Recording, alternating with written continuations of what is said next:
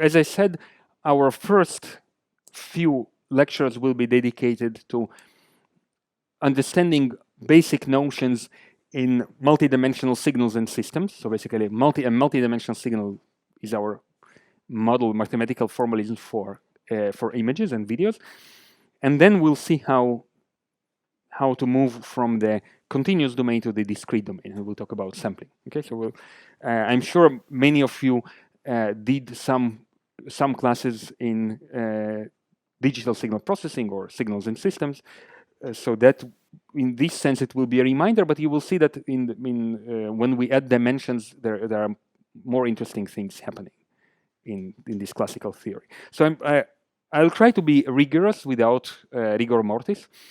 For example, I will prove to you in a very trivial way Shannon's sampling theorem, things like that, in multiple dimensions. You will see that there will be, again, more degrees of freedom. But basically, once we build the machinery, you will see that the proof is elementary. Okay? And if something is unclear, please interrupt me, and of course, let's make it interactive. Okay, so let's start from basic notions. We start from the notion of a signal, or more precisely, a continuous domain signal. So a continuous domain signal will be a function taking a d-dimensional real argument and producing a scalar. It could be a real value, or more generally, a complex value, and the letter d will stand for the dimension of the signal. Okay, so just as an example, if d equals 1, we are talking about typically time signals. So the argument will denote location in time. When we are talking two-dimensional signals, we typically talk about images. So the two arguments, x1 and x2, or x and y, are going to specify location, let's say, in the image sensor plane of that image. And when we talk about d equals 3, it could be either a volumetric image, like in medical image analysis, or a video. In that case, the third dimension will be the dimension of time. So it will be a sequence of images moving in time. Okay? And I will denote by this funny notation that I made up the space of d-dimensional signals. So this is basically the space of all functions mapping from Rd to R, or Rd to C. Okay. Next, what is a system? So a system will be just an operator on signals. So a system takes a signal, a function from Rd to R, and produces another signal, which is a function from Rd to R. Okay, so in this sense, it's an operator from the space of signals to itself, right? So basically, if I draw this space of signals, I take a signal here, and I create a new signal here. So this is a function f, and this is the image of this function under the action of the operator h. Okay? For example, a very simple system is a translation or shift. So I will denote this operator by tau p. So tau p takes a function f, I'm writing it with the argument x, and maps it to a function fx minus p. Okay? So its action will look like this. Okay, so I'm just drawing some, let's say, some level lines of the function, and it will be translated by this vector p, in this case, in the two-dimensional domain. Okay, let's speak about a particular subset of systems that are called linear systems. So what is linearity? Linearity is additivity and homogeneity, right? So basically, it means that if we apply a system to alpha times f plus beta times g, alpha and beta are scalars, we can open these parentheses and take the scalars out, right? This is what linearity means. So it will be alpha times the output of the system when f is the input, plus beta times the output of the system responding to the input g. Okay? And it is particular that almost every linear system can be written in this form. And this almost is because sometimes, so it can always be written like this, but this this term here, this h, might not be a function. Okay, it can be something more general than a function that we will call a distribution. Okay, so we'll talk about it when we talk about sampling. I will give you an exact mathematical definition of what we mean by when we say delta function. Okay, delta is not a function. Okay, so it's a different mathematical object. We'll define it properly. But you can still think of it some kind of a function that participates in this integral. So just see what is written here. Doesn't it resemble a matrix vector product? So just write it like this. It is Hij times Fj, right? And this is the output, let's call it G, at point I, right? So I is X, J is X prime. Okay, so I bet you can say that every linear map can be written in this form, right? So of course, I didn't write the sum, but there is a sum here on the coordinate J, right? So basically every linear operator on finite dimensional spaces can be written like this, right? In the form of a matrix. Matrix is a convenient representation of linear maps. In case of continuous signals, in case of infinitely dimensional spaces, again, we need to make place for generalized functions, for distributions. Okay, and we'll talk about it more in details when we talk about sampling. Okay, now this function h in the jargon of electrical engineering is called the impulse response. It is known also under different names like Green's function, fundamental solution, the kernel of this system. And basically, essentially, it means what is the meaning of hx prime? It tells us what happens if the system is given a spike, a delta, an impulse at point x, and we probe the output of the system at point x prime. Okay, so this is the meaning of the impulse response. Okay, so this is a general linear system. Now I would like to write it in a slightly weird form. So let's remind ourselves what is a Hilbert space. Okay, so basically I would like to define this space of square integrable signals. I will denote it by L squared on Rd. So basically these are all square integrable functions with the domain on Rd. Okay, square integrable, it means that the integral of any function in this space is finite. First of all, it exists, and then it's finite. Okay, so this means being square integrable. Okay, and we will equip this space with a map that takes two functions as an argument and gives us a number. Okay, and this map will be called an inner product, or a dot product, or a scalar product. Basically, it has different names. Okay, so the standard way of defining inner product, we just take the integral of pointwise product of f with the complex conjugate of g. Okay, and if these are real valued functions, of course, complex conjugate is just an identity map. Okay, and of course, an inner product will induce a standard norm, which is called the L2 norm or the L squared norm or the Euclidean norm, which is defined, the squared norm is defined as the inner product of the function with itself. Okay, integral of the squared values of the function. Okay, and basically this, at least dropping some unnecessary details, this space of functions equipped with an inner product is called the Hilbert space. Okay, and we'll be using this notion of an inner product all the time. Now, what is the geometric meaning of an inner product?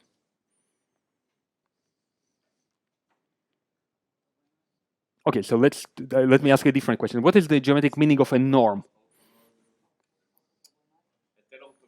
Okay, so exactly. So the meaning of an inner product is an orthogonal projection. So if I have a vector, let's call it v, and another vector u, the inner product will tell me the length of the shadow that the vector v casts on vector u. Okay, so basically it's called an orthogonal projection, and a norm will tell me the length of a vector. Okay, and the same way you think about vectors in 2- or 3-dimensional space, you can think of functions as some kind of infinitely dimensional vectors. Okay, so basically you can still talk about the length of a function and the projection of one function onto another function or onto a space of functions. Okay. Well, we don't necessarily normalize. I mean, of course we can produce a function that has a unit length, right? We can just divide it by its norm. Okay, but this is just a general concept.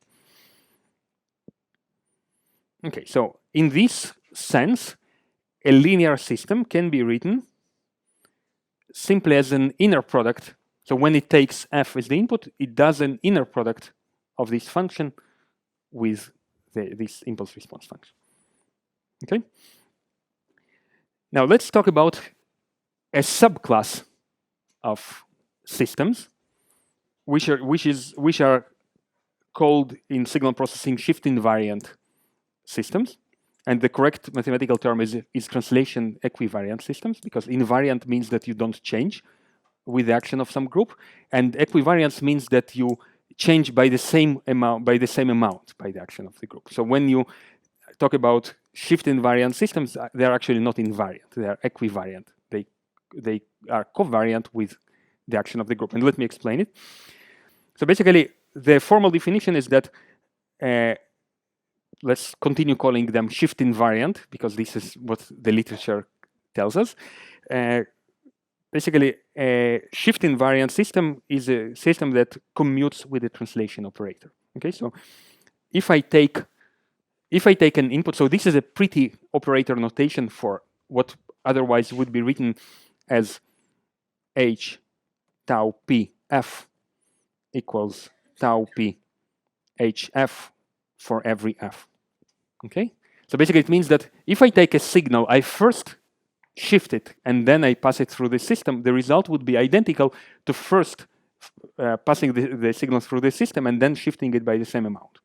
Okay, so you see, I'm not remaining invariant to the shift. I'm just shifting the input and the output by the same amount. Okay, and this is called equivariance, not invariance. Now let's combine this invariance property with linearity. Okay, so remember that our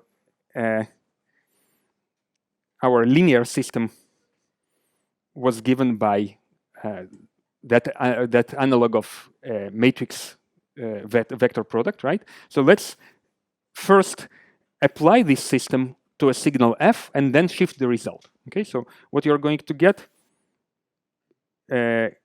is this. You are going to apply the system to the signal f and then probe it. Instead of probing it at x, you probe it at the point x minus p. Okay, this is the shifted output of the system. Okay, let's write it explicitly. I'm just substituting that integral with this impulse response that is written here, right? I'm substituting it explicitly, and now I'm not probing the output at x, I'm probing it at x minus p. Okay, I'm shifting the output. Okay, and the rest remains the same. Okay, let's now compute the other way around. I'm first shifting my input and then I'm applying the system. Okay, so again, I write this integral explicitly, and you see now the input is shifted first. Okay, let's do a change of variables. I'm going to substitute x prime for x prime prime minus p. Yes? Why in the h, the x double prime is not shifted also? Well, because I'm probing, x double prime is just an integration variable. I can shift it, and this is exactly the change of variables I'm going to do. Okay, so the integral will be the same. What I care about is where I probe the output, and I probe it at x, while here I probe it at x minus p. Okay, so I'm going to substitute a new variable, x prime, instead of x prime prime, and well, the dx will remain the same because there is no scaling involved, and I'm going to get this expression. Now, remember that all this is valid for every f. Okay, in order for this to be valid for every f, I need the kernels, the impulse responses here and here to be identical, right? So basically what I get is that hx minus p x prime equals to hx x prime plus p. Okay, so let's try drawing. So if we are keen about this matrix analogy, let's draw this as a matrix. So H, of course, is some kind of infinite and continuous matrix, but let's draw it as a regular discrete matrix. Okay, so this is how H is going to look like. Let's write this as, let's say, x prime, and this is x. Okay, so I'm putting here row x, so the first argument will be this axis, like in matrices, and this is x prime. Okay, now this is x plus p. Sorry, let's do it the other way around.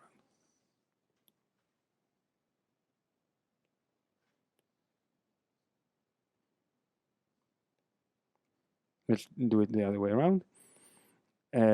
This will be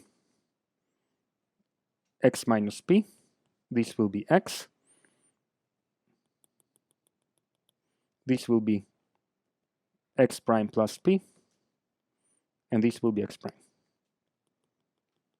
Okay, so what this identity is telling us, that the value, and what is drawn here in this two-dimensional landscape are the values of H function of two arguments, okay, or the matrix X in this drawing.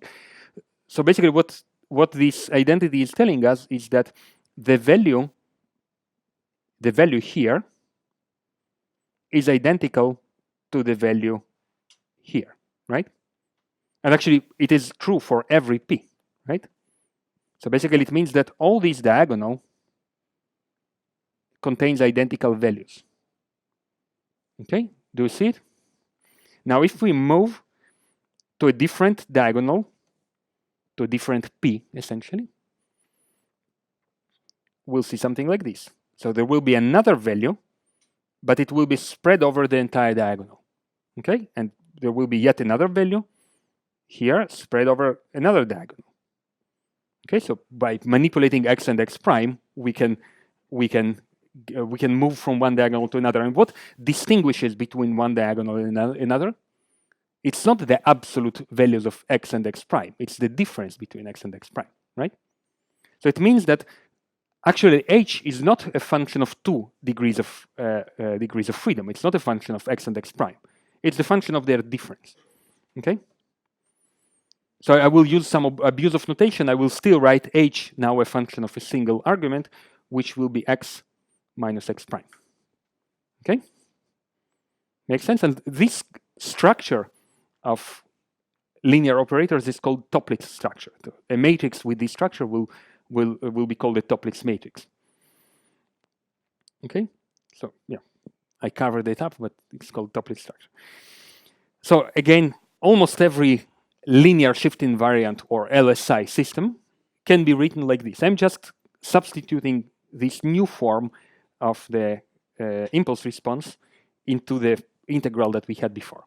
Okay, so basically, if we have linearity and if we have shift invariance, we can write our system like this. And again, I'm reserving this word almost because H might not be a function. Okay, just think, for example, can you represent translation by this integral? Well, you can if H is a delta function or a delta distribution. Okay, we'll see what it means exactly. Okay, so a question, please. LSI is so LTI is linear time invariant, because we are talking not only about time signals, but about more general signals. Linear shift invariant is the more general term. Okay, so basically for multidimensional signals, you use the abbreviation LSI. It's exactly the same concept. Okay. Any other questions? Now this integral is called, pardon? Oh, apologies. Okay, so this integral is called convolution, and basically every Toeplitz, basically a product with a Toeplitz matrix represents convolution. Okay, so basically the action of a Toeplitz operator, is called convolution, and convolution is a commutative operation. We denote convolution by this star, and basically convolution of f with h is the same as convolution of h with f. Okay. Okay, let's move on and basically, yes, a question, please. So Toeplitz structure is that particular structure of an operator where all the values on the diagonal are the same. Okay, so basically linearity allows you to write your system as a matrix or as that integral in the case of continuous signals. And when you have shift invariance in addition to linearity, basically you have the impulse response function of the difference of the two arguments and not of the two independent arguments. And graphically, this looks like a matrix with the same values at the diagonals. Of course, every diagonal might have a different value, but if it has a value, it is the same value along the diagonal. Okay, so this is called a Toeplitz structure, Toeplitz operator, and basically Toeplitz is a synonym to shift invariance. Okay. Any other questions? Okay, so let's move on. I would like to define or to remind you the notion of a harmonic. Okay, so a harmonic is a periodic function of this form. It's a complex exponential that has a parameter psi. Okay, this psi is a d-dimensional variable, real variable that we will call spatial frequency. Okay, and the way it appears in the complex exponential is through this inner product of x and psi. Okay, so of course in the one-dimensional case, this inner product just becomes a scalar product x psi, right? And this will be just a complex exponential of a single variable. Okay, now when you increase the number of dimensions, let's say to 2, it becomes a more interesting signal. So, for example, this is how this is the real value of this complex exponential. This is how it looks like. Here we have, let's say, x1, and here we have x2. Okay, so it's the case of d equals 2. Now you see that you have 2 degrees of freedom to control this function, because basically this vector is actually psi1 and psi2, right? So basically you can establish these two numbers. Now there is a meaning to the direction of psi, and there is a meaning to the magnitude, to the length of psi. Okay, so I drew it like this. Hopefully you can see the drawing. So I'm taking a slice. I'm taking a slice in this direction. So first of all, this direction, along this direction, the function is constant, right? Can you see it? It has the same value, okay? And perpendicular to it will be the direction of psi. Can you see it? Okay, so if you are orthogonal to psi, this inner product will be 0, and you will be basically receiving the same value. And perpendicular to it, you can draw a slice in this direction of psi, and this is how the function looks like. Okay, again, this is just the real value of the function. So it's a periodic function. In order to make a single period, this term has to be 1, right? It has to change from 0 to 1. Then we will close a period from 0 to 2 pi because of this scale by 2 pi here, right? And in order for this to happen, basically x in the direction of psi has to be 2 pi over the 2 norm of psi. Okay, so basically the longer is x, the longer is psi, the higher is the frequency of these patterns. So basically, you see more patterns per unit of length. Okay, and the direction of psi tells us in which direction this wave-like pattern will be propagating. Okay, so this is here the direction of psi is this. and here the direction of psi is this. Okay? So this is a two-dimensional harmonic, or a d-dimensional harmonic in general. Okay? Why do we need harmonics? Because we use harmonics to define the Fourier transform. Okay? So the Fourier transform is just a collection of orthogonal projections onto harmonics. And when we talk about orthogonal projections, of course, we define them mathematically as inner products. So because harmonics are parameterized by this parameter psi, the Fourier transform will be a function of this parameter. So basically, its argument will be a d-dimensional real variable psi. Okay? So I will write f capital to denote the Fourier transform of f lowercase. And mathematicians would write f hat of psi. Okay? A hat meaning the Fourier transform. We reserve the hat to denote estimators.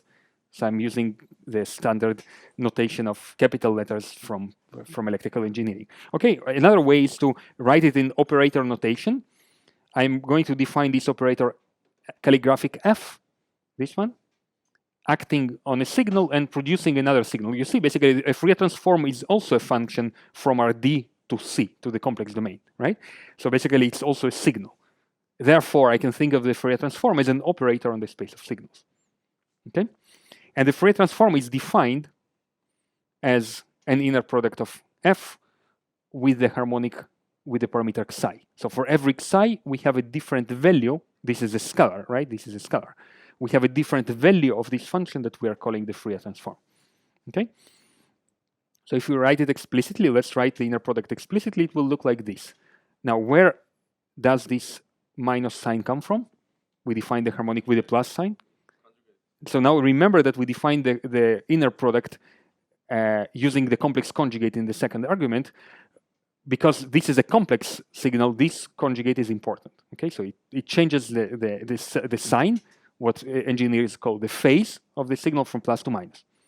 Okay, so this is the definition of the Fourier transform. And pay attention, there are different ways to define the Fourier transform. I'm defining harmonics with this constant 2 pi, so I don't need to normalize anything, and basically it will be nicer. We won't have nasty constants when we do some manipulations with this transform. Okay, so this is an invertible map.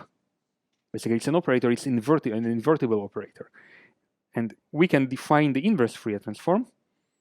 So the inverse Fourier transform will give us the signal f back. I will define it. I will denote it by f inverse. Okay. And you can see that basically the inverse is defined by taking f at point psi, multiplying it with the harmonic with the corresponding parameter psi. And remember, this harmonic is a function of x, right? So we are just doing a weighted sum of these harmonic functions, right?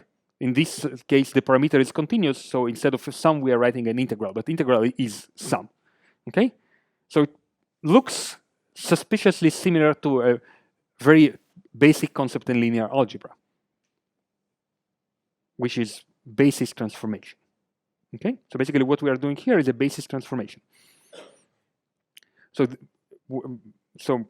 the Fourier transform is called analysis. We are decomposing the signal, so we are producing from a signal the set of coordinates in some new basis, okay, where the basis functions are these harmonics. And now once we have these coordinates, we can synthesize the signal back by simply taking a linear combination of those basis functions with the corresponding coordinates, okay? This is just basis transformation. Now, why this specific basis in particular? Why harmonic functions? Why do we care about these functions? We could invent, well, but I can just take square waveforms. They also have some frequency. Okay, so let me show you something that might be overlooked.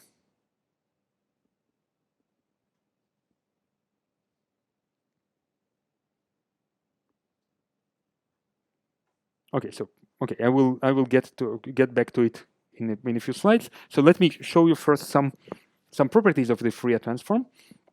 Let's take a very simple property.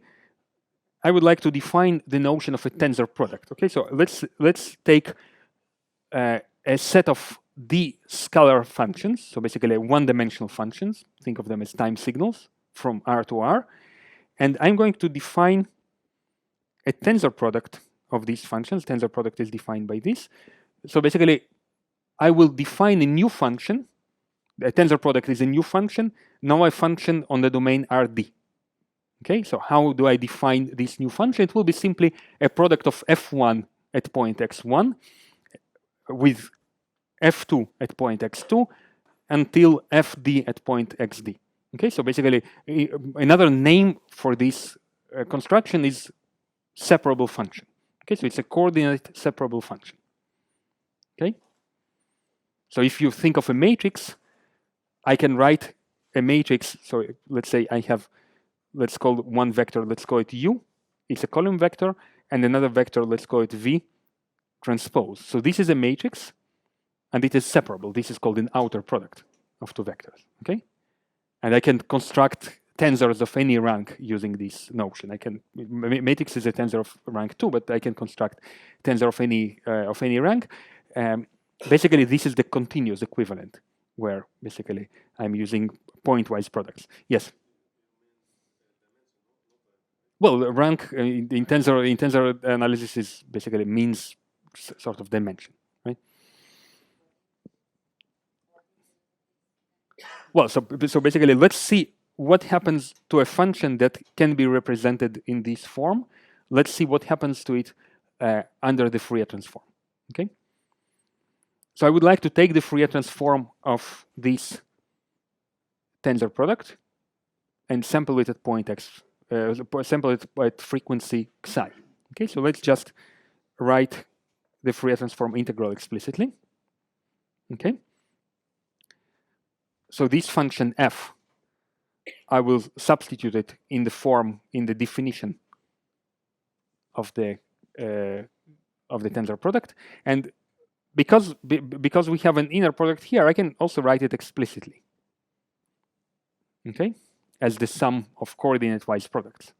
Now, the particular property of exponential functions is that exponential of a sum is the product of the exponentials, right? So let me write it like this.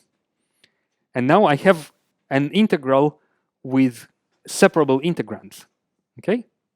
And I can write it as a product of integrals. This sometimes is called Fubini's theorem, if you care.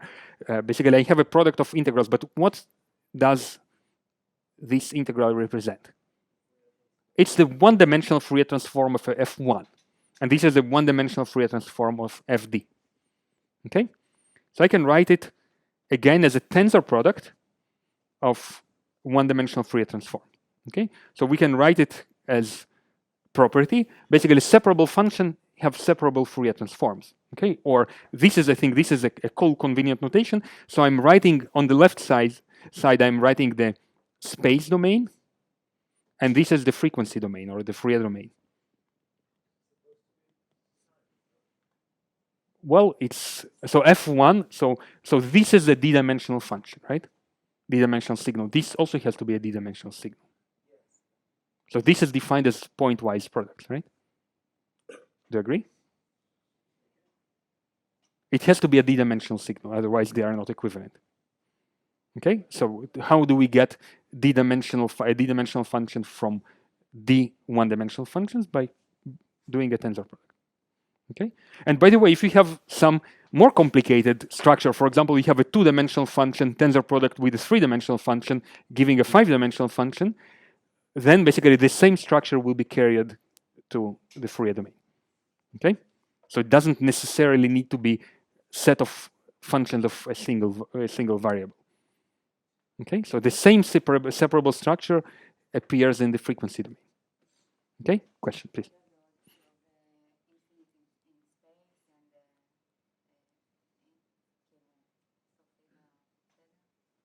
Okay, so we'll get to it. Not exactly in these terms, but I will show you something that is related to basically to concentration in frequency and concentration in space. Okay, question, please.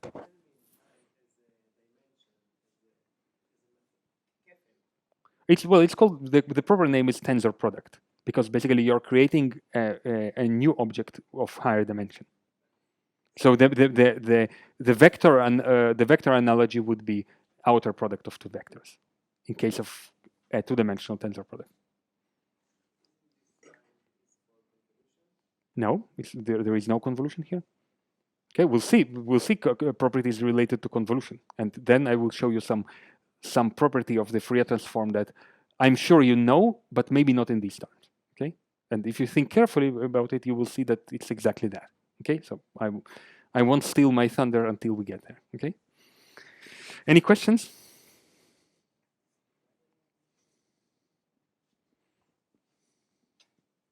Questions? Okay, let's move on. So let's see a concrete example of this. Okay, so example would be a box function. Okay, so let's first start with a one-dimensional rectangle function. So this function rect is simply a function that looks like this. Okay, so it's a square window. Sometimes this is the name. It has support between minus half and half, and there the function is constant 1, and it's 0 outside. Okay.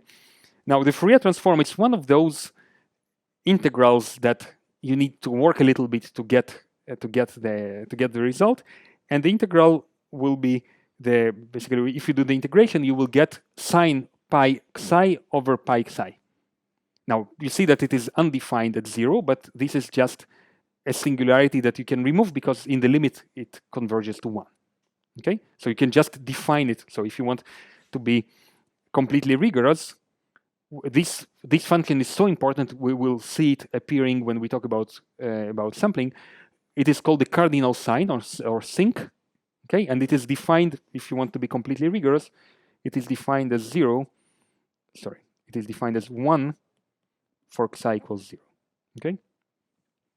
Okay, this is the sinc function, and the sinc function looks like this. Okay, so it's like decaying sine.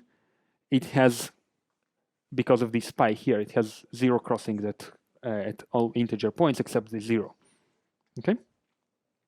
Now let's extend this notion to d dimensions. So let me draw a d-dimensional or a two-dimensional box function. So a box function will be defined as a tensor product of one-dimensional rectangle functions. Okay. So imagine a two-dimensional box function. It will be something supported on the square between minus half and half squared, right? And 0 elsewhere. So it's like a square. Okay? Using the property of the Fourier transform that we learned, it will be transformed to the frequency domain in the form of a tensor product of sincs. Okay? Let's see another property of the Fourier transform. What happens under translation? Okay, so I remind you that this was our translation operator that just translated the argument of the signal. Let's compute the Fourier transform of a translated function. Okay, I write the integral explicitly, and then I change this variable to a new variable. Okay, so I will call it y. Okay, so if this now becomes y, this x will become y plus p, right? And the x remains the same. There is no scaling in this transformation. Okay, so this becomes y plus p, as we have seen. Now there is this part y that depends on the integration variable. This part p does not depend on the integration variable. Okay, so we can move we can split this exponential into the product of two exponentials and move the term that depends only on p outside. Okay, here it is. And what we see here is nothing but the Fourier transform of f, right, at point psi. So here it is. So this is the harmonic with the parameter minus pi. It's a function of psi, obviously. Okay, pointwise product with the Fourier transform. So let's write it as a property. Translation becomes modulation in the Fourier domain. And by modulation, I mean pointwise product with the harmonic. Okay? Now, the nice property of the Fourier transform, there is actually no difference between f and f inverse. It's just a convention that we call one side of the transform as space domain, another one the frequency domain, but they're completely interchangeable. So if I just swap the roles of f and f capital and f lowercase, I get this property. So if I modulate my signal in the space domain, I get shift translation in the frequency domain. And this is where the term modulation comes from, right? Like in music, for example, I can play something in the C major key, I can modulate it to a different key, and this modulation shifts the frequencies, okay? So basically I had, let's say I had some f in the Fourier domain, and modulating it in the time, in the space domain, shifted it by minus p in the frequency domain, okay? So for time signals, for example, I can take my audio and modulate it by, let's say, 1 megahertz carrier. So it will go to that high frequency that I can transmit, for example, over a radio channel, and then I will demodulate it and hear my voice again, okay? So this is how amplitude modulation radio sets worked in the beginning of the 20th century, okay? Let's see another property related to convolution. Again, remember convolution? Convolution of some impulse response h with the function f was given by this integral. And of course, I can write it the other way around. F convolution with h doesn't matter because convolution is commutative. Okay, so basically, this is nothing but the action of an LSI system, right? We saw this already. So let's see how the action of an LSI system looks like under the Fourier transform. So let's compute. So basically what is written here is the action of the system h on f, h defined by the impulse response h. Okay? Let's compute this Fourier transform explicitly. So I'm going to write the integral of the Fourier transform. So the outer integral is the integral of the Fourier transform, and what is written here is this, right? Is the convolution integral. Okay, so the convolution uses x prime as the integration variable, the Fourier transform uses x as the integration variable. So I'm going to do some algebraic massage to this expression and do substitution of variables. Okay, so I will introduce a new variable x prime prime. If you are missing any primes, we have 2 primes here. So let's replace this variable x minus x prime with a new variable x prime prime.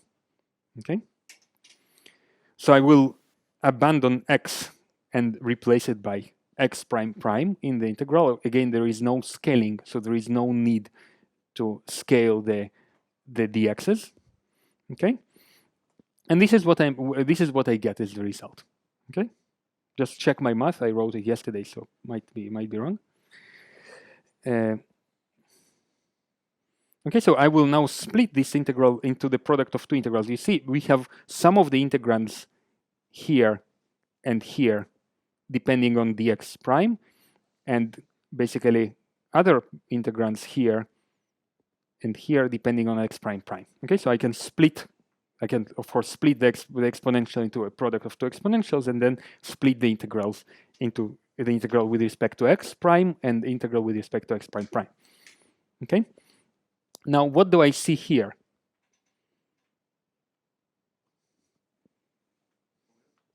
This is the Fourier transform of f at point xi, and this is the Fourier transform of h at the point xi again. Okay, so what I got is an element-wise product of the Fourier transform of h with the Fourier transform of f. Okay, so point-wise product. Let's write it as a property. So basically, convolution becomes point-wise property in the Fourier domain. Okay, so just remember in terms of operators, what I have here, convolution, is a Toeplitz operator, right? This is the action of a Toeplitz operator h on the function f. Okay, now what is point-wise product? Think of it in terms of matrices. How would a linear operator look like in the finite dimensional space? A matrix, a linear operator is a matrix, if it represents the action of a point-wise product. it's a diagonal matrix, right? So it's a diagonal operator in general. And basically, what does it tell us? So we have a Toeplitz operator on one side in the original basis, and we have a diagonal operator in the Fourier basis. So what did we do by going to this new basis of harmonics? We diagonalized this Toeplitz operator, right? Okay, so let's see it explicitly. So basically, what I'm saying is that the Fourier transform diagonalizes the Toeplitz operators, or in other words, the harmonics, those functions on which we projected our functions to define the Fourier transform, are the eigenbasis of every linear shift invariant system. Okay, so let's just make sure that this is indeed the case. Let's compute the convolution of H with the harmonic phi psi. So basically, this is applying the Toeplitz operator to phi psi, right? So H is the impulse response defining a Toeplitz operator, one of the infinite number of Toeplitz operators that we can define. Okay, so I'm writing the convolution integral explicitly. Okay, so let's write the harmonic explicitly here. I'm writing this as this complex exponential. Okay, let's split this exponential into two parts, and the part that depends on x is actually constant in the integration. So let's move it here, outside the integral. Okay, so it's just a constant multiplying the integral. Okay, now what is written in the integral? This is nothing but the Fourier transform of H, right? So I wrote f, of course it has to be H. This is H. Okay, this is the Fourier transform of H multiplied by a number. This is a complex number, right? Sorry, the other way. Basically, I have this. Okay, just ignore what I said. We have this number. This is a complex number because we are fixing psi. Okay, so we fixed psi. Okay, we fixed psi and chose one of the harmonics with this specific parameter. So this is just a number, right? Okay, so let's call it by its name.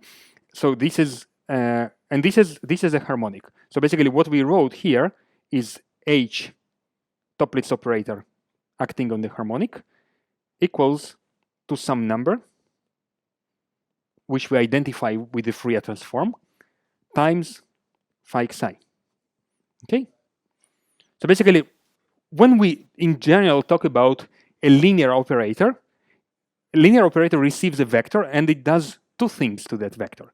It changes its length and it changes its direction, right? This is the only thing that the linear operator can do to a vector. There is some privileged set of directions of vectors which are only changed in length by a linear operator, right? And they continue pointing to the same direction. Well, the direction might be inverted if the scaling is negative, right? And those vectors are called the eigenvectors, or in this case of continuous vectors, they are called eigenfunctions. Basically, what we see here is that every phi psi is an eigenfunction of a Toeplitz operator. This was just an arbitrary Toeplitz operator, right? So basically, we have the same eigenfunctions, the same eigenbasis for all the operators, regardless of their impulse response, right? Now, this constant here is the eigenvalue corresponding to this eigenfunction. Now, compare these to matrices. Matrices have discrete and finite spectrum, right? Discrete operators have, so in this case, we have continuous operators, we have continuous spectrum. So we cannot enumerate the eigenvalues. They are parameterized by a continuous parameter psi, a multidimensional parameter psi in the multidimensional case. But basically, the eigenvalues do depend on the impulse response of the system. Okay? So the eigenvalues are those entries in the diagonal operator in the eigenbasis.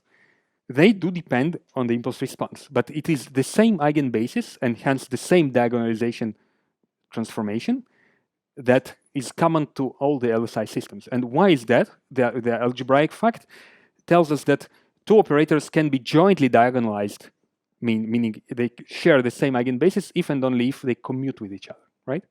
And linear shift invariant systems, they commute with shift, they commute with each other. If I apply system H and system G, it is the same as applying system G and then system H, right? So because every Toeplitz operator commutes with other Toeplitz operators, they have the same eigenbasis, okay? And the transformation that diagonalizes the Toeplitz operators is called the Fourier transform, okay? So basically, this is why Fourier transform is so important. We basically use it to represent LSI systems in their eigenbasis, to represent them as in the diagonal form, okay? And it's the same transform that is common to all LSI systems. That's why it is so convenient. Okay, any questions? Let's see a few other properties of the Fourier transform. And here, basically, this will be a generalization of properties you might know from the one-dimensional case. So let's define a stretching operator. A stretching operator will scale the argument of the function by some regular matrix A, a D by D matrix A with non-zero determinant. Okay? So let's see what happens when we apply the stretching operator to F and then take the Fourier transform. Okay, so let's write the Fourier transform integral and substitute the image of the stretching operator here. Okay, let's do a change of variables. I will call this AX, will be denoted by X prime. Now A introduces scale. So what happens to dx? Well, A is... Well, so so dx is a volume form, right? It tells you how much volume is contained, how much d-dimensional volume is contained in an infinitesimal piece of space, right? In this case, it's orthogonal. We will make it like a multidimensional parallelogram, or basically, so we are going to do some non-orthogonal transformation generally by A. So dx will be changed by the absolute value of the determinant of A, right? So dx prime is this is the Jacobian of the transformation times the original dx. Okay, let's substitute it here. This is our new integration variable. The integration domain still remains Rd, obviously. Okay, and we'll have to write A inverse x prime here instead of x. Okay, and that's why I needed A to be non-singular. Okay, otherwise I cannot write A inverse. So let's... Well, this is just simple change of variables in integration, right? So basically, what happens if I take... Let's do it in 2D. If I take this infinitesimal tile dx1 times dx2, what will happen to these two vectors under the transformation A? They will become A dx1 E1, which is the standard vector, and A dx2 E2, right? And what will happen to the area of this parallelogram? The area will be scaled by the absolute value of the determinant. This is the meaning of the determinant, right? So basically, usually determinant is presented as some combinatorial definition, which is rigorous and useless, right? And this is the useful definition of the determinant. Okay, so now I would like to move this A inverse into the variable psi. So I will write this as A inverse transpose, and I will abbreviate A inverse transpose as A minus T. So A minus T is A transpose inverse or A inverse transpose. Okay, so basically I just moved it here, and what you can see, of course, there is some scaling here going on, and what you can see here is the Fourier transform now evaluated not at psi but at A inverse transpose psi. Okay. Okay, but how can we write it in a more pretty way? So this is just applying the stretching operator to the Fourier transform, but instead of stretching by A, we are going to stretch by A inverse transpose, right? So let's write this as a rule. Stretching A becomes what is called, we are going to call it reciprocal stretching, and we will, in the future, we'll call it A star. A star is A inverse transpose in the Fourier domain, up to scaling. So basically, if we have SAF in space, up to scaling by the volume of this transformation, we are going to get stretching by the reciprocal matrix A star A minus transpose in the Fourier domain. Okay, and we are going to see this reciprocal transformation when we are going to talk about sampling. Okay, we're going to see that if you sample on some lattice defined by matrix A in the space domain, the Fourier transform will be replicated, periodized on some reciprocal lattice determined by the matrix A star. Okay, we'll do it rigorously in the next few lessons. Okay, any questions? Okay, let's see an example of using the stretching property. Let's take a Gaussian. So Gaussian is a very important function. It's a very good model for example, for blur. If I want to blur an image, and you will see it today in the tutorial, basically I will convolve it with a Gaussian, and the wider is the Gaussian, the more blur my image is going to suffer. Okay. So the Fourier transform of a one-dimensional Gaussian is something, again, is one of those cases showing that integration is, unlike differentiation, is something that requires a spark of a genius to do. So there are some integrals that are simply very difficult to compute, but there are some tricks that, after you do the math, tell you that e to the minus t squared becomes e minus pi psi squared. Okay, so the Fourier transform of a Gaussian is also a Gaussian with a slightly different variance here. Okay, so this is a one-dimensional Gaussian. So let's take a d-dimensional isotropic Gaussian. Isotropic means it's white. If you think of it as a density, basically as a PDF, as a probability density function. So basically, a white Gaussian will look the same in every direction. That's why it is called isotropic. These are the level lines. Okay. So in general, it will be written like this. Okay. So it's isotropic Gaussian with some constant covariance. It's not unit covariance, but it's constant covariance. Okay. Isotropic. So I can write it as a tensor product of the one-dimensional Gaussians, and using the tensor product property of the Fourier transform, it will become a tensor product of the one-dimensional Gaussians, which are the one-dimensional Fourier transforms of the Gaussian. Okay, so basically a Gaussian becomes a Gaussian. Okay, and of course I can write it again as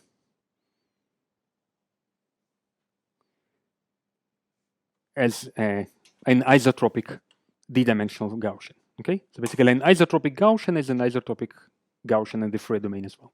Yes. X, it's a column vector or row vector? Well, so in our notation, X is always a column vector. So basically, column. Well, this is the standard notation in practically every field except probability. So the multiplication gives scalar. A scalar. It's an inner product. So I probably should have written it as. Why not? Because it's Okay, let's write it explicitly. Okay, so I'm writing this. I can write this as e to the minus x1 squared plus x d squared. Write it as the product of the exponentials. Okay, and this product of the exponentials, we formally define it as a tensor product. Right? Make sense? Okay. So basically, we are getting a d-dimensional isotropic Gaussian. Now let's see what happens to an anisotropic. Okay, so sorry. Let's see what happens in the anisotropic case. So again, in the probabilistic interpretation, this would be a colored Gaussian. Okay, so it has some non-trivial covariance between the components of the vector. Again, if you like this interpretation. So a general anisotropic Gaussian will be defined with some scaled metric here, some stretched metric here, which is scaled by a positive definite matrix C, which is called the covariance matrix, right? This is the general Gaussian. I'm not scaling it. I would need to scale it by something to make it a proper PDF if I take this probabilistic interpretation, but I don't care about the scale. Okay. So let's view this as the stretching of an isotropic d-dimensional Gaussian by this matrix A, where A is defined as the square root of the inverse covariance. Okay, so I can take the square root because this is a positive definite matrix, right? So basically it means that C equals A transpose, and I can make A a symmetric matrix because C is also a symmetric matrix. Okay, so this is nothing but applying the stretching operator with this matrix A to the isotropic Gaussian, right? And we know that this isotropic Gaussian, this function here, transforms to the Fourier domain like this, right? So you see, basically, we know this is the form of the Gaussian. We just need to transform it with the inverse, with the reciprocal stretching operator. Yes. Anisotropic, I will draw it. This is these are the level lines of an anisotropic Gaussian. So it looks differently from different directions. Okay, so isotropic means same in every direction, and anisotropic is the logical contrary of it.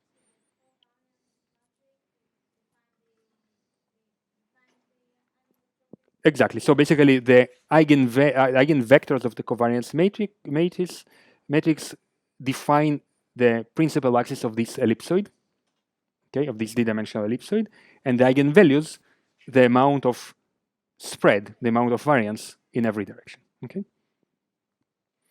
Now, again, using the stretching property, we get this. We get that the anisotropic Gaussian with the covariance C transforms to another anisotropic Gaussian up to this scaling with the covariance C inverse. Okay? Okay? And of course, we did the reciprocal stretching by this matrix A inverse transpose. Okay? A question, please? Why A equals C over half? Well, this was just our definition. So I can write this matrix in this form, and then basically I can interpret it as stretching by this matrix A. So if you do the math, you will see that this particular A does the job. Okay? So basically writing this and writing, yeah, we'll define it exactly. I define A in such a way that this expression equals to the left-hand side. Okay? So basically I take my system of coordinates. Let me write it like this. I take my original system of coordinates with my isotropic Gaussian. I transform it by the matrix A, which makes it look like this. These are, of course, this is E1, E2, and this is A1 and A2, the column vectors of A. And basically my Gaussian transforms accordingly. It becomes something like this, right? Okay? And now if I write this function, it will be e to the minus ax transpose ax equals e minus x transpose ax. And let's just call this C inverse. Okay? So if this is C inverse, then A has to be the negative symmetric square root of C. C inverse. This is C inverse. Okay? So basically what we get is this. So these were the level lines of our original Gaussian, x1, x2. Basically, these are the principal directions of the covariance matrix C, right? And these are let's call this U1 and U2, the two eigenvectors of C.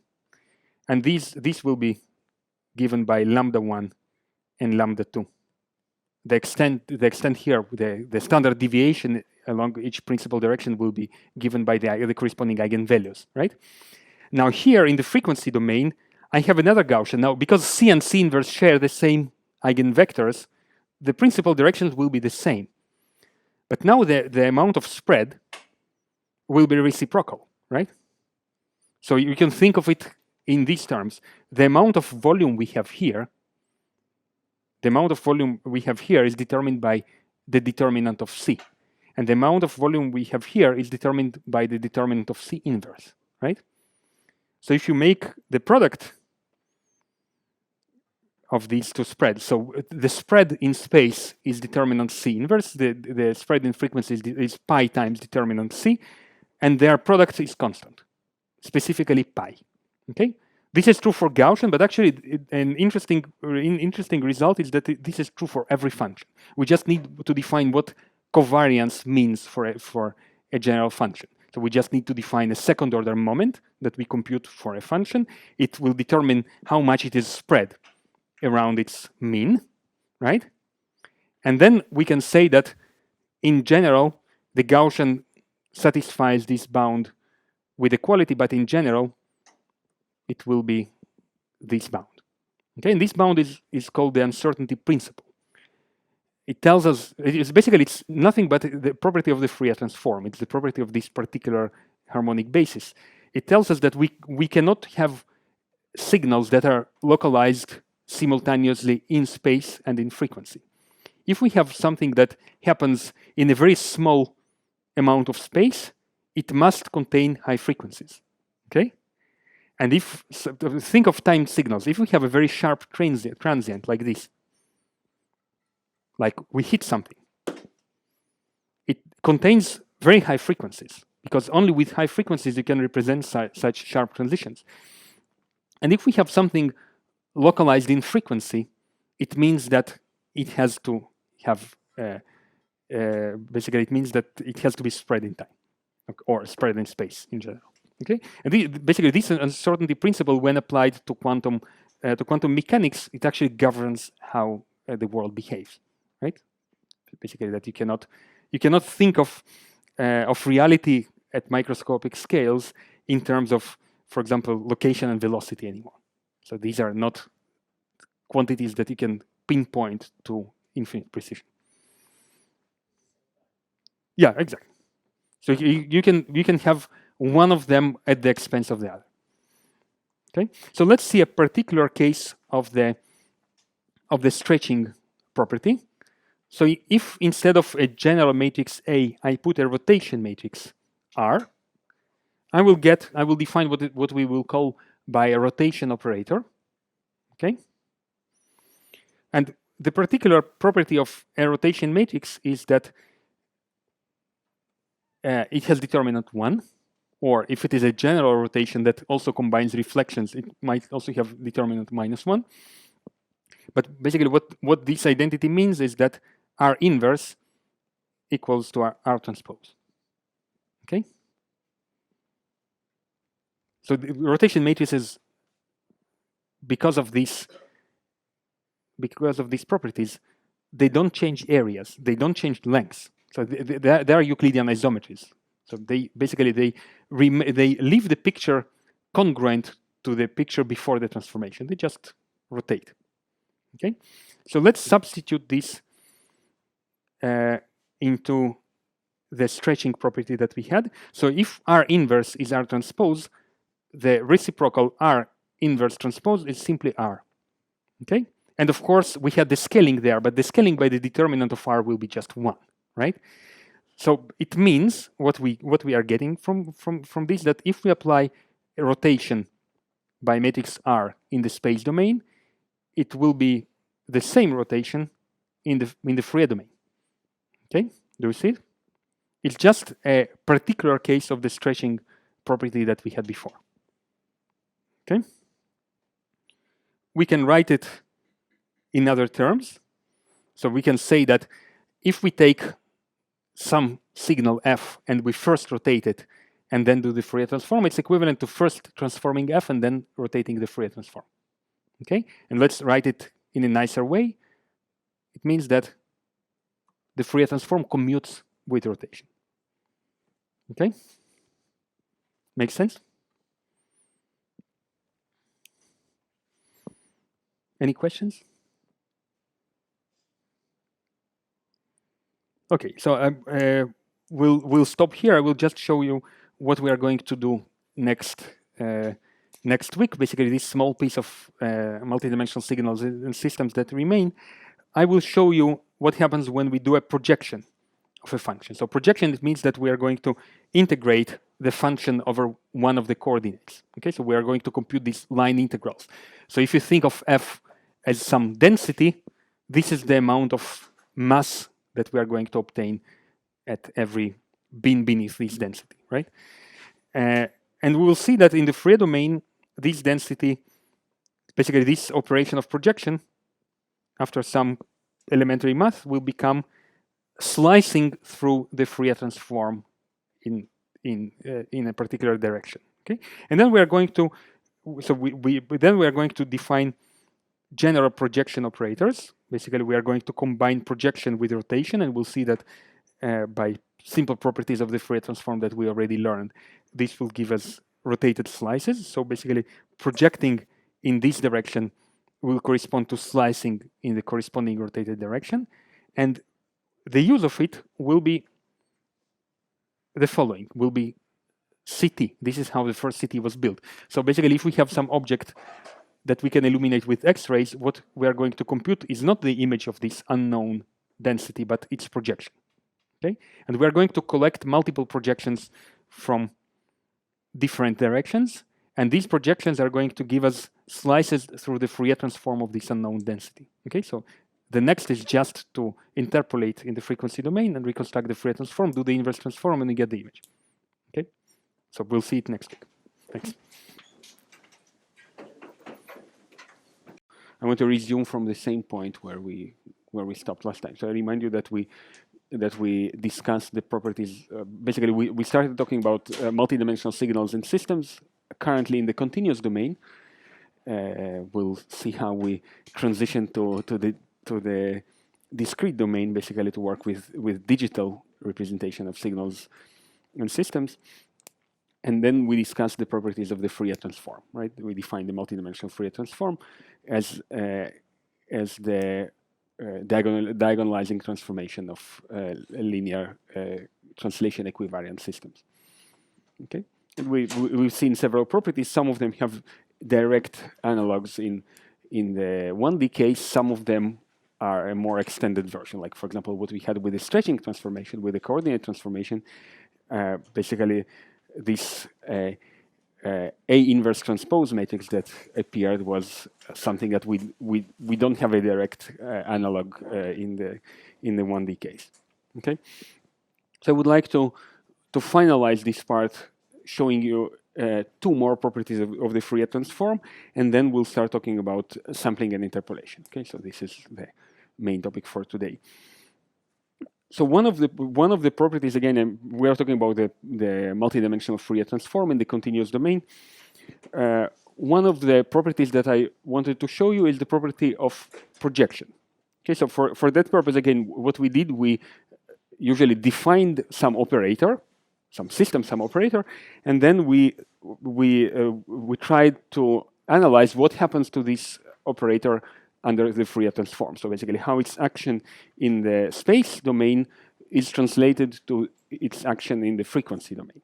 Okay, for example, we saw that convolution, which is the action of a Toeplitz operator, becomes the action of a diagonal operator in the Fourier domain, and that was the rationale of using the Fourier transform in the first place. Okay, so let me define the following projection operator.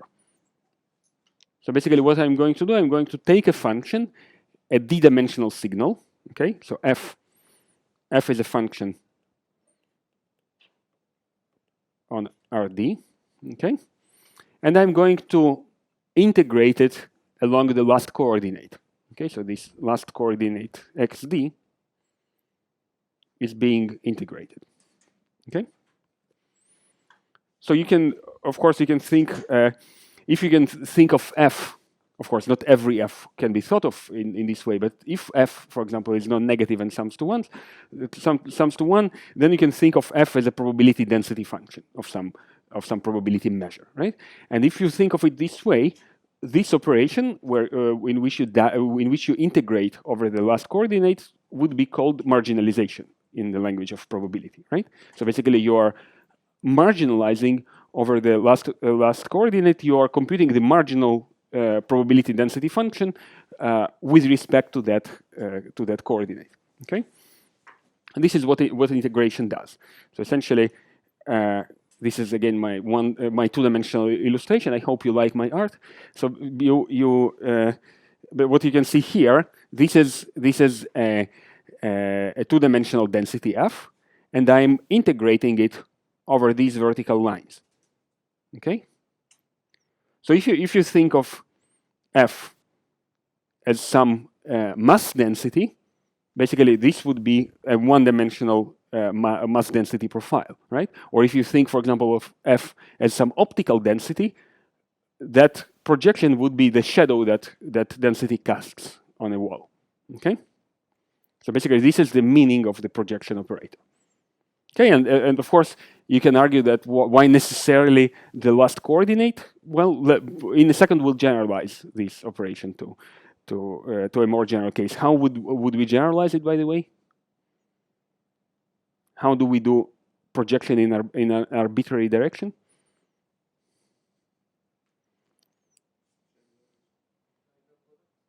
Okay, so I would like to keep this operator like this, but I can do something to my function and then apply this operator. I will rotate my domain, right? And then we'll again marginalize over the last coordinate. So basically, we will not lose generality if we define it this way, as long as we know to apply the rotation operator. Okay, and we already defined rotation operator. Remember we said that the Fourier transform commutes with the rotation operator, right? So if you rotate the function, you also rotate the Fourier transform. Okay. So just pay attention to the following fact, that the projection operator changes the dimension of the signal. Okay, so we start with a d-dimensional signal, and we end up with a d-1 dimensional signal, right? Because we kill one of the dimensions. Okay, so in the case of the illustration, we start with a two-dimensional image, and we end up with a one-dimensional signal. Okay. So let's see what happens to this operator in the Fourier domain. So we'll just compute the Fourier transform of the result of this projection. Okay. So again, the Fourier transform would be a d-1 dimensional Fourier transform, right? So its argument psi is a d-1 dimensional spatial frequency. Okay.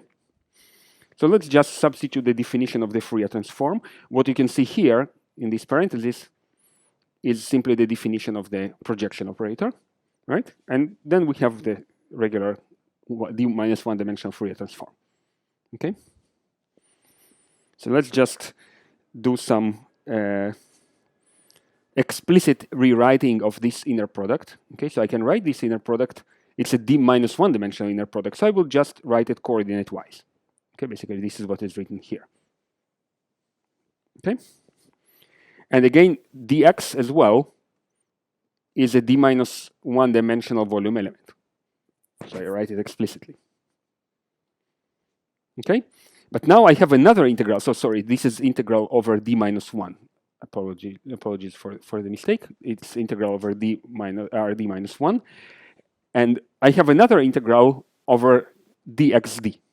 Okay, so let me move this dxd here, right? And I rewrite the integral as an integral over rd, but then xd doesn't appear in the inner product, right?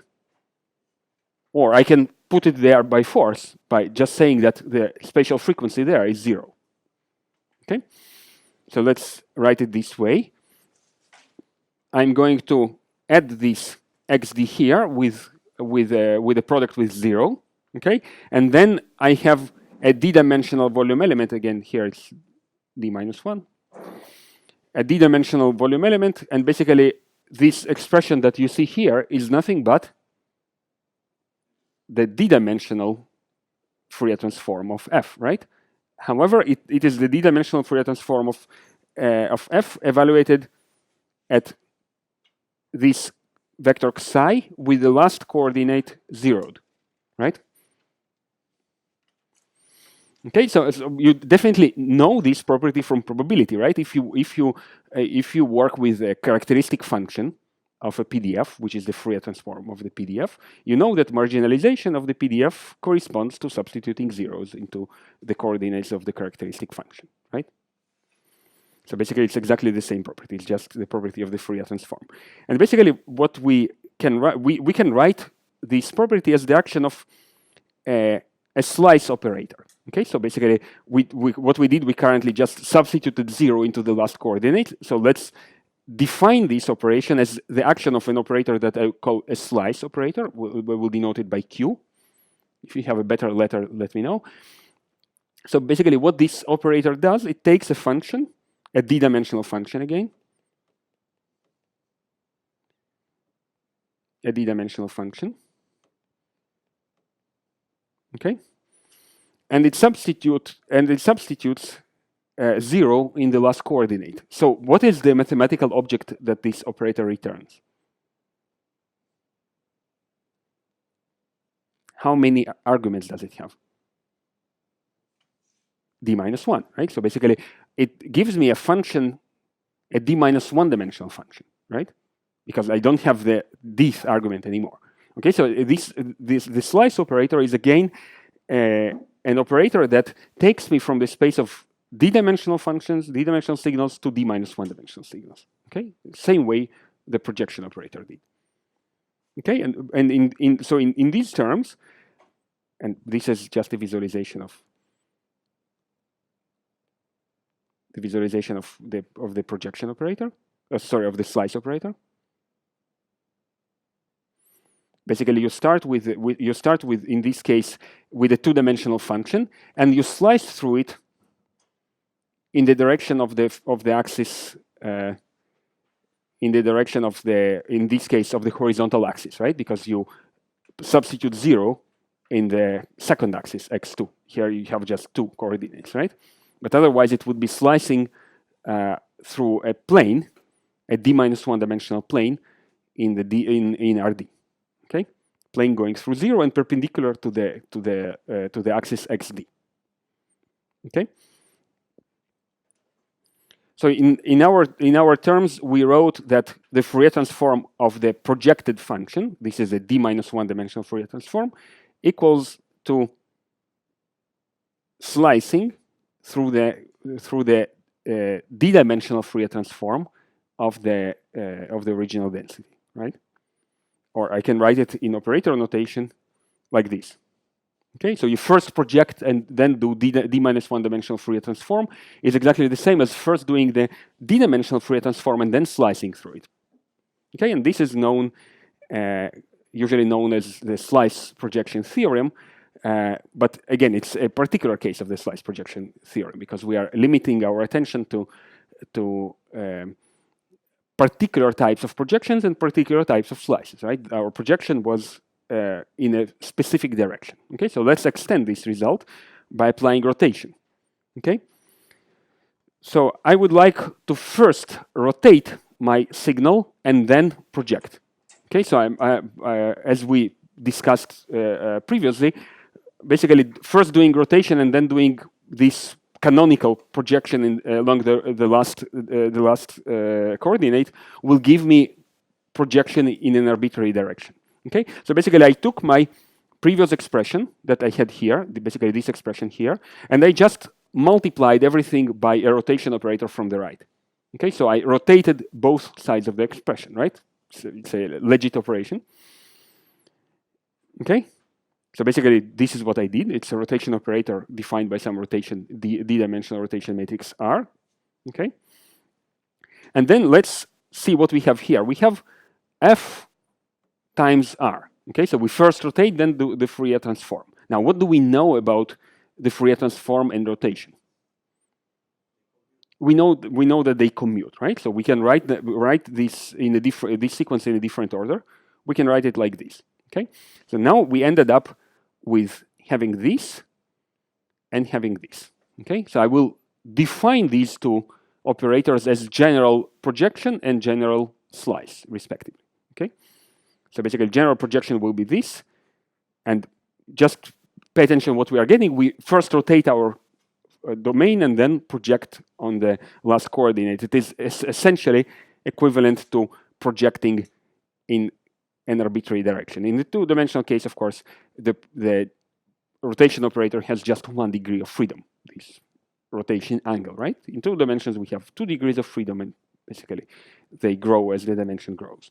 Okay, and this is the corresponding general slice. Okay, so I'm going to cut through my Fourier transform in the corresponding direction. So basically, pay attention that the angle here and the angle here is exactly the same, right? Because it's the same rotation here and here.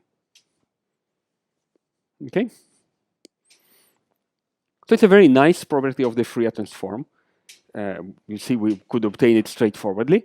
It was invented or discovered multiple times in different contexts because, again, because this is a very useful and important property. And one of the important uses of this property was found, as I mentioned before, in computerized tomography.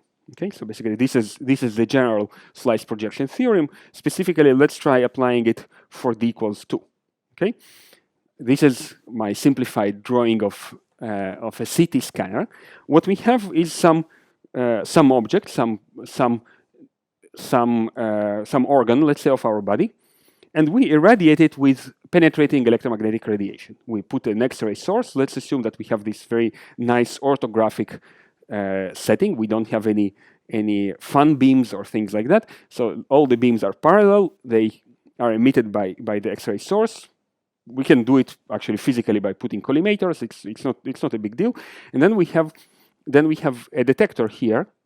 It's just a line of think of them as pixels that respond to X-ray photons. Okay. Basically, what we are going to see. So each pixel here is going to see the line integral through this density. So basically, what you will see is this. This is what is called Lambert-Beer absorption law. So each photon traveling through the slice of this brain will be absorbed depending on some absorption cross section, some absorption density of this unknown body. Okay, so I'm denoting this density by F. So you can just try discretizing this and saying that the ray travels from one pixel to another pixel, giving away some of its energy according to the density written in that pixel. Okay, and if you do it continuously, you get this integral, right? So basically, you have a ray entering with a certain energy to an infinitesimal volume element. Some of it is absorbed, so you end up with a slightly inferior intensity of the ray. Okay, and because basically the exponential, because basically these process multiplies. Okay, so when you go to the following pixel, you multiply by this absorption ratio. Okay, so this is just elementary physics. You start with some initial intensity I0 that you can obviously measure. You can measure in the lab. You can calibrate, and if you take the log of this expression, or the negative log, and you normalize by I0, what you have, basically that integral that you had, the exponent, the exponent and the minus sign will be gone, right? And what you have is exactly a projection of the unknown density. Okay, so I can write it as PF. So what you actually measure on the detector, it's a one-dimensional signal in this case, and it is exactly the projection of the unknown density that you would like to discover, right? So basically, our goal is to reconstruct F, because this is what you would like to show the physician. This is basically what is inside our body, right? So you collect a projection. The projection is not really human intelligible, right? So it just looks like some garbage. of course, one projection is insufficient. What would it represent? It would represent just one line, one slice in the Fourier domain, right? But if you now put this setup on a ring that rotates around this brane, and you acquire multiple projections in different directions, basically what you get as the result is a collection of slices in different directions. So here I drew two directions. So you have one location, one orientation of the detector and the source, and another orientation of the detector and the source. And basically, if you take the one-dimensional Fourier transform of this slice, of this projection, you're going to get one of these one-dimensional slices of the two-dimensional Fourier transform. Okay? So once you collected many of these, you have basically many slices like these. You collected many slices. So basically what remains now is just to interpolate this onto some rectangular grid and do the inverse two-dimensional Fourier transform, and voila, you have the image. Okay? So in the original CT scanner, this was done by a very primitive computer. The reconstruction took several hours, but I think this was one of the first instances of computational imaging. Okay, so basically you don't image F directly.